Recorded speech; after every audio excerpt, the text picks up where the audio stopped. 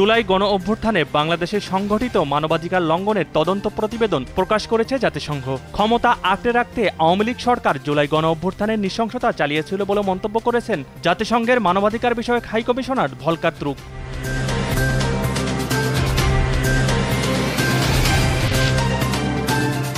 আইয়ামে জাহেলিয়াত প্রতিষ্ঠা করে গেছে আওয়ামী লীগ সরকার। যারা এমন অপরাধের সঙ্গে জড়িত তাদের সবার বিচার করা হবে। গণমাধ্যম ও ভুক্তভোগীদের নিয়ে আয়নাঘর পরিদর্শন শেষে এসব কথা বলেন প্রধান উপদেষ্টা ডক্টর মোহাম্মদ ইউনূস।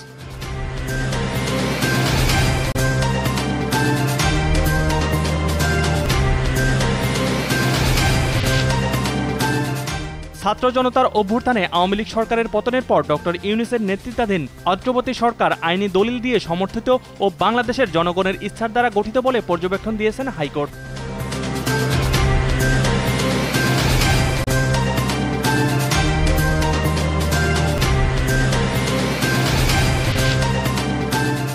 যুদ্ধবিধ্বস্ত গাজা পুনর্গঠনে লাগবে $53 বিলিয়ন। জাতিসংঘের একটি রিপোর্টে এ তথ্য উঠে এসেছে। বুধবার এক প্রতিবেদনে সংবাদ মাধ্যম ফ্রান্স 24 এ তথ্য জানায়।